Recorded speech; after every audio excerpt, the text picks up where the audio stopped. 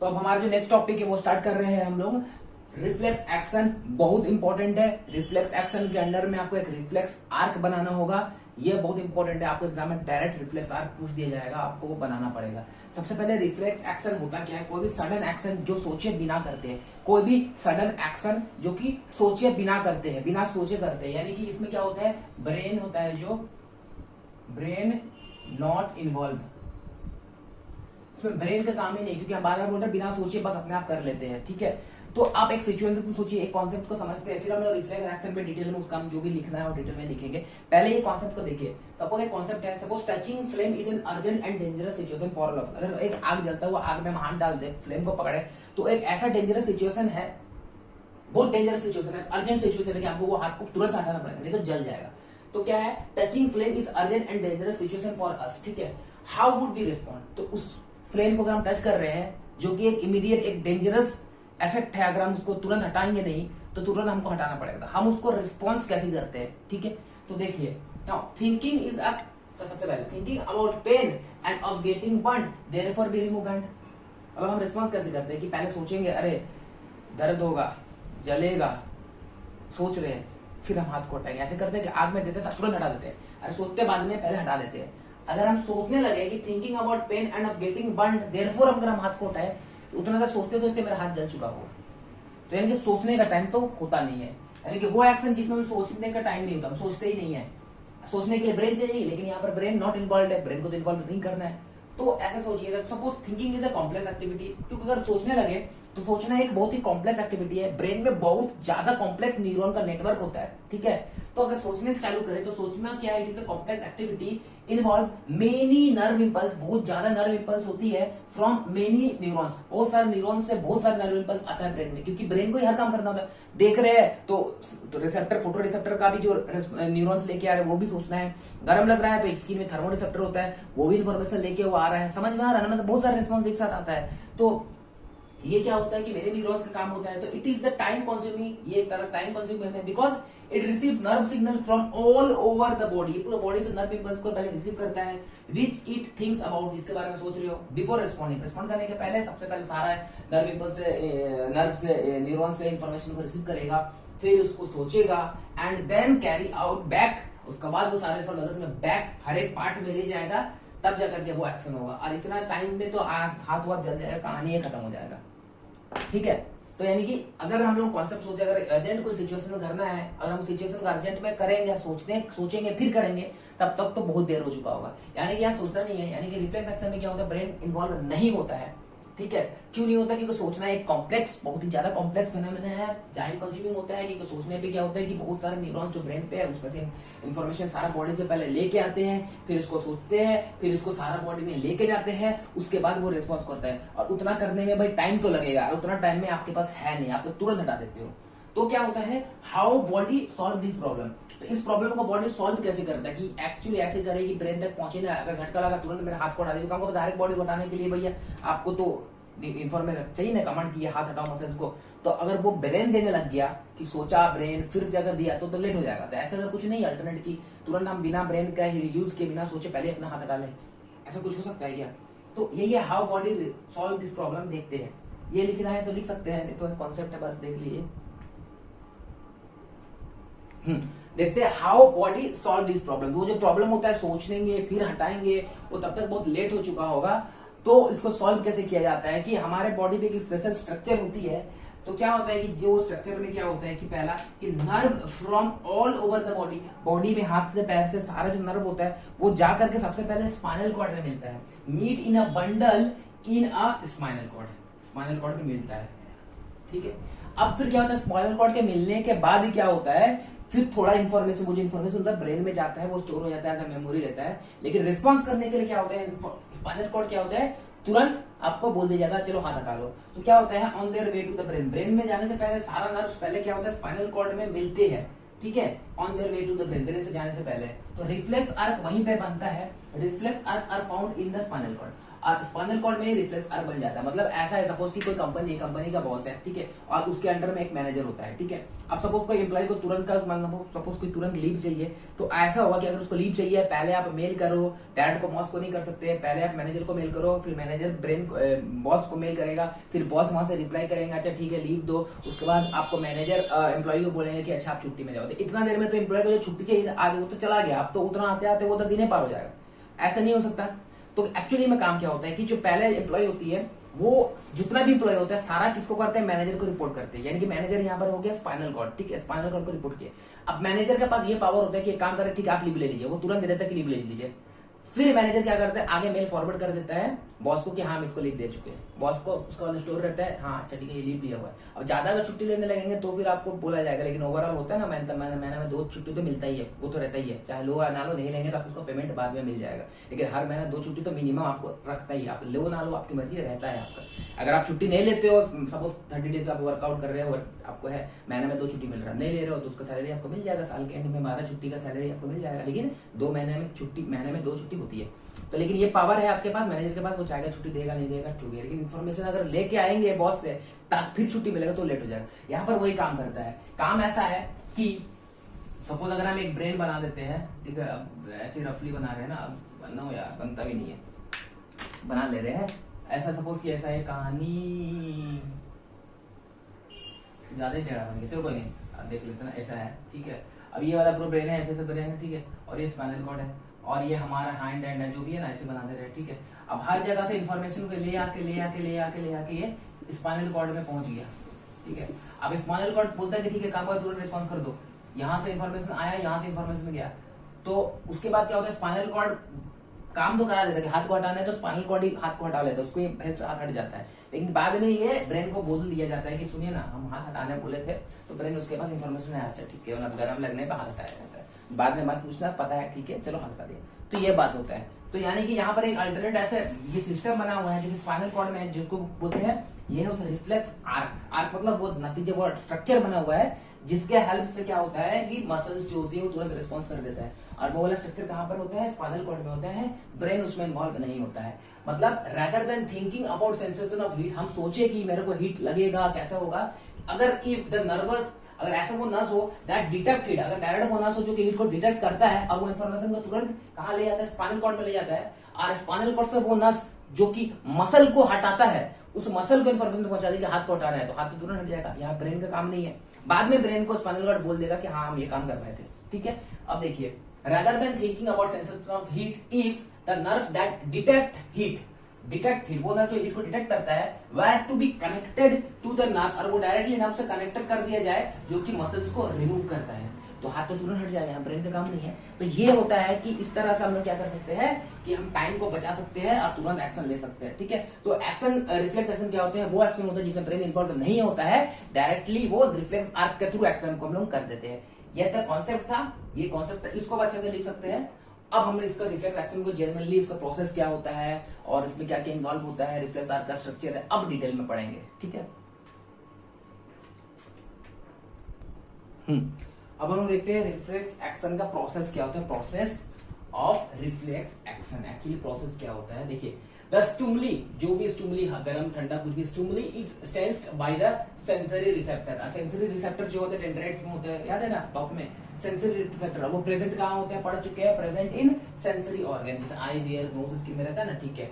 And sensory neuron, और वहां से क्या होता है, जो इस न्यूरॉन को बोलते हैं, जो रिसीव करता है उसको क्या बोलते हैं, सेंसरी न्यूरॉन बोलते हैं, जनरेट इंपल्स। ये वाला कहानी पढ़े, मतलब कि स्टिमुली हुआ, स्टिमुली किसको मिला, स्टिमुली मिला रिसेप्टर ऑर्गन को, रिसेप्टर ऑर्गन को मिला तो वो क्या हुआ, सेंसरी न्यूरॉन में हुआ, आया सेंसरी न्यूरॉन उसको आगे लेके जाएगा रिले न्यूरॉन में, बीच का न्यूरॉन क्या होता है, रिले न्यूरॉन, रिले न्यूरॉन, उसके बाद वो इन्फॉर्मेशन कहाँ पहुंच जाता है, मोटर न्यूरॉन में, मोटर न्यूरॉन से वो इफेक्टर ऑर्गन में पहुंचता है कि हाँ भैया मसल्स में हाथ हटाना है, एंड देन रिस्पॉन्स करते हैं। वही चीज लिखा हुआ है कि दिस इंपल्स, वो जो इंपल्स जो रिसीव किया है sensory neuron, reach the spinal cord, वो स्पाइनल कॉर्ड में पहुंच गया। अब स्पाइनल कॉर्ड में क्या होता है, एक रिले न्यूरॉन होता है, या तो हम इसको बोलते हैं इंटर, INTER, इंटर न्यूरॉन भी बोलते हैं, ठीक है, इंटर न्यूरॉन, यानी कि सेंसरी और मोटर के बीच वाला न्यूरॉन, याद है ना, लिखे थे, पढ़ चुके हैं ना, ठीक है ना। द रिले न्यूरॉन या तो interneuron in the spinal cord में होता है, passes signals between neurons from, sensory neuron से इंफॉर्मेशन को लेकर के, ये सेंसरी से लेकर के कहां पे गया, मोटर न्यूरॉन्स में चला गया, ठीक है। फिर क्या हुआ, द मोटर न्यूरॉन जो होती है वो क्या करता है, pass the signal from for response. अब ये रेस्पॉन्स के लिए सिग्नल को पास करेगा कहां पे, to the effector organ that need to response the stimuli. जैसे यहाँ पर हाथ में लगा तो मसल्स में चाहिए ना कि हाँ मसल्स की हेल्प साथ लड़ाएगा ना, तो एफेक्टर ऑर्गन मसल्स तक पहुंचेगा, ठीक है। नेक्स्ट फिर और बाकी ऐसे तो काम तो हो गया, चलो हाथ उठा ले, लेकिन वो वाला मेमोरी को भेज दिया जाता है ब्रेन में। Memory also send to the brain, brain में वो मेमोरी जाता है, ठीक है। यानी कि ऐसे बोल सकते हैं information also goes on to brain, but लेकिन क्या होता है, it is not involve in reflex action. Reflex action में ब्रेन इन्वॉल्व नहीं होता, हालांकि इन्फॉर्मेशन जो मेमोरी है उसको ब्रेन में भेज दिया जाता है, लेकिन रिफ्लेक्स एक्शन में ब्रेन इन्वॉल्व नहीं होता। ये आपको रिफ्लेक्स एक्शन में लिखने का है। उसके बाद आप चाहेंगे तो ऐसा भी लिख सकते हैं, इसको बनाना है या रफली इसको ऐसे याद रखेंगे। कभी कभी पाथ पूछ देता है फिल इन द ब्लैंक्स में या कुछ में भी, तो पाथ आपको याद रखना है कि ऐसे करके जाना है। सबसे पहले इसको लिखेंगे नंबर 1 स्टिमुली, कहां पर जाएगा, रिसेप्टर ऑर्गन में जाएगा। नंबर 2 उसको रिसीव करेगा सेंसरी ऑर्गन।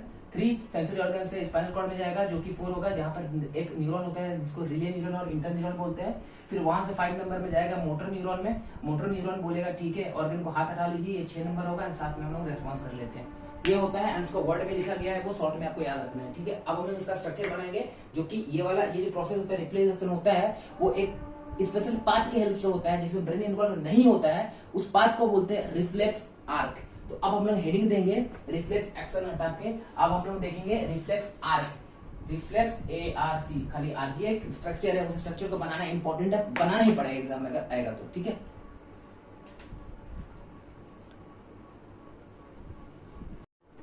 हाँ, तो रिफ्लेक्स आर्क स्टार्ट करेंगे। उसका स्ट्रक्चर बनाने से पहले हम पढ़ लेते हैं रिफ्लेक्स एक्शन है और रिफ्लेक्स आर्क दोनों में फर्क है। देखिए रिफ्लेक्स एक्शन एक एक्शन है, तो it is some sudden action, ये एक सडन एक्शन है इन रिस्पॉन्स टू स्टिमुली।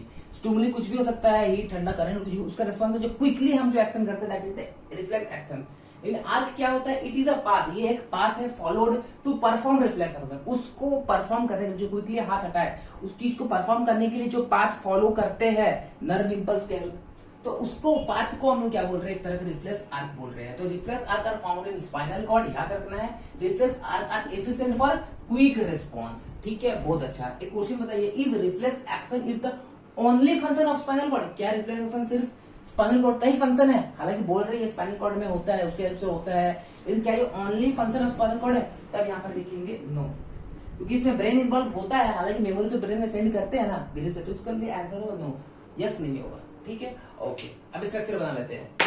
आपको एग्जाम में कैसे करना है, डिटेल में लिखना है, या तो पहले स्ट्रक्चर बना लो पूरा रिफ्लेक्स आर्क का, फिर पूरा एक्सप्लेन कर दो जैसे आपको लिखा है, ये पाथ बना दिए, स्ट्रक्चर बना दिए, एक्सप्लेन कर दिए, प्रोसेस ऑफ रिफ्लेक्स एक्शन वो कर दो, या तो फिर पहले लिख लो फिर डायग्राम बना दो, आपकी मर्जी, जो करना है करो।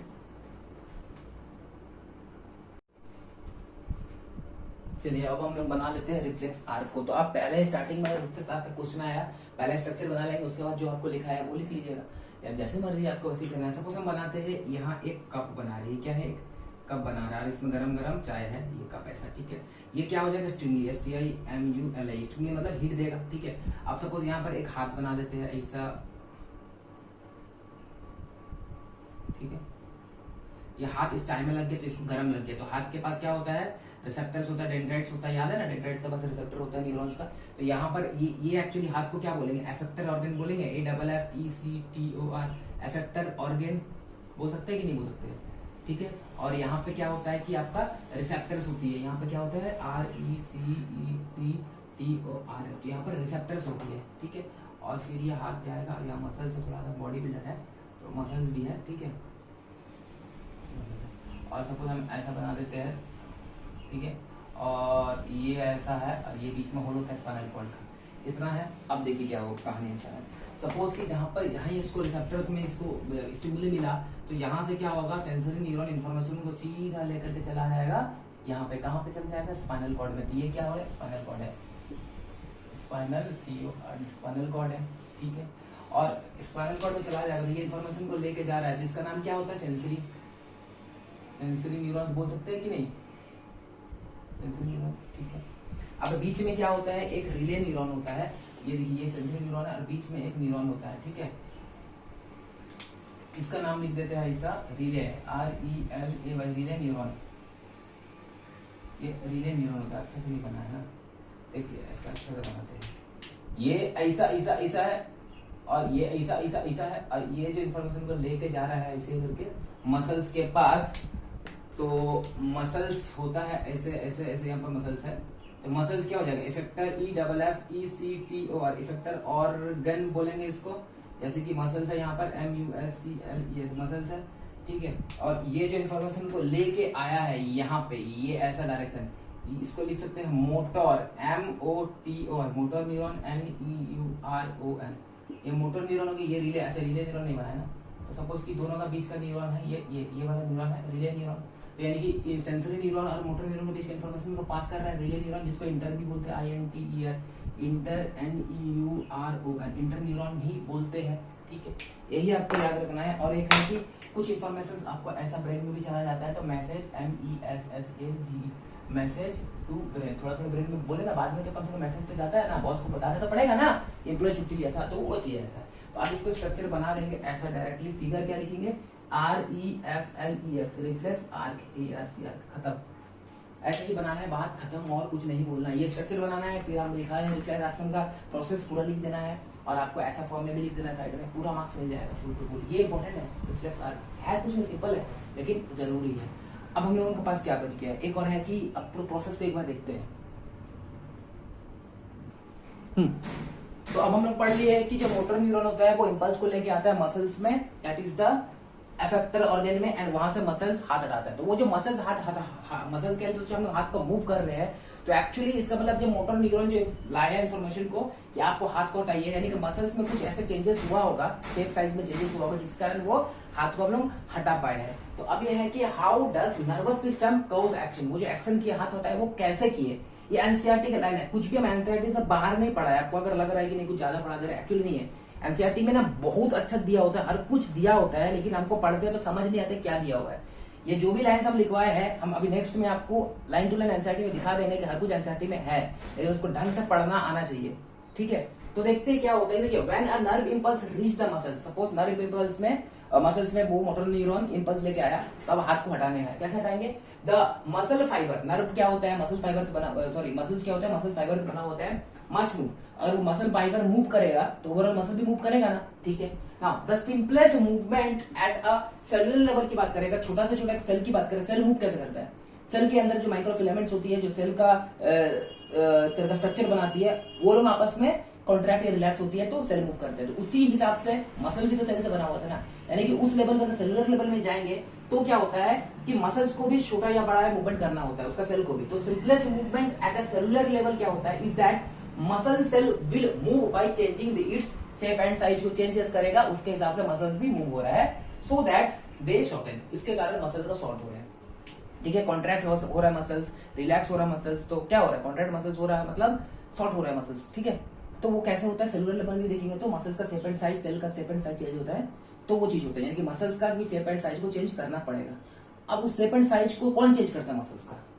Muscle cells have simple special protein, उसके पास स्पेशल प्रोटीन होती है, जैसे कुछ हम एक्टिन मायोसिन बोलेंगे, आपको याद नहीं करना है, आप सीधा प्रोटीन वर्ड करेंगे, that change their shape and arrangement in the cell, cell muscle cell में अरेंजमेंट एंड शेप को चेंज करते हैं in response to nervous impulse, जो इंपल्स आती है मोटर न्यूरॉन्स के हेल्प से, उसके रिस्पॉन्स में क्या होता है, जो प्रोटीन होता है, स्पेशल प्रोटीन जो सेल के मसल्स सेल के पास होती है, तो वो शेप एंड साइज को चेंज करता है प्रोटीन, उस मसल सेल में जो प्रोटीन है। कब चेंज करता है, जब इंपल्स उसको मिलता है कि हाँ हाथ को हटाना है, हाथ को हटाना है, यानी मसल सेल्स को शेप अपना चेंज करना है, और वो शेप को चेंज करने में हेल्प कौन करेगा, कुछ स्पेशल प्रोटीन करेगा, ठीक है। व्हेन दिस हैपन, जब ये होता होगा, यानी कि जब शेप चेंज हो रहा होगा मसल सेल्स का, new arrangement of this protein give the muscle cell a short form, तो अरेंजमेंट एक बदल जाता है, सेल का अरेंजमेंट बदल जाता है, शेप बदल जाता है, प्रोटीन का अरेंजमेंट, तो उससे कारण क्या होता है, मसल्स ओवरऑल सेल उसका शॉर्ट हो जाता है एंड हम हाथ को हटा लेते हैं। तो यहाँ तक कहानी बहुत अच्छा से समझ में आ रहा है। हम लोग अभी तक इलेक्ट्रिकल इंपल्स पढ़े हैं, अभी खत्म हुआ है, बस ब्रेन बचा हुआ है। तो हम लोग क्या पढ़े, हम लोग पढ़े हैं कि जो ये कंट्रोल एंड कोऑर्डिनेशन होता है वो इलेक्ट्रिकल कम्युनिकेशन होता है एंड केमिकल कम्युनिकेशन होता है। केमिकल कम्युनिकेशन अभी बचा हुआ है, नेक्स्ट लेक्चर में बताएंगे एंडोक्राइन सिस्टम को। उसके बाद अभी इलेक्ट्रिकल इंपल्स पढ़ रहे थे। इलेक्ट्रिकल इंपल्स होता है नर्वस सिस्टम के अंदर, नर्वस सिस्टम होता है नर्व टिश्यू से बना होता है, नर्व टिश्यू किससे बना होता है, नर्व सेल से बना होता है, जिसको न्यूरॉन बोलते हैं। न्यूरॉन का पूरा स्ट्रक्चर पढ़ हुए है, सारा कुछ न्यूरॉन में कैसे इंपल्स ट्रैवल करता है वो ही पढ़ लिया है, ठीक है। फिर हम लोग आगे देखे कि स्टिमुली को कैसे कंडक्ट करते हैं, वो चीज था।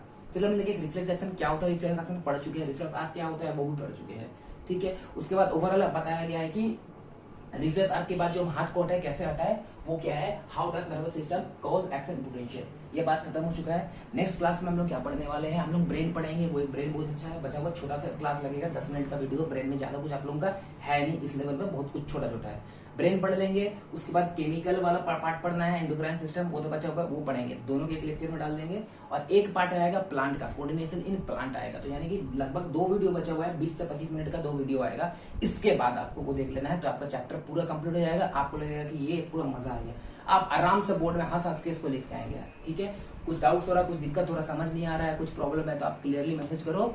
बाकी तो ठीक है, चलो तब तक के लिए बाय।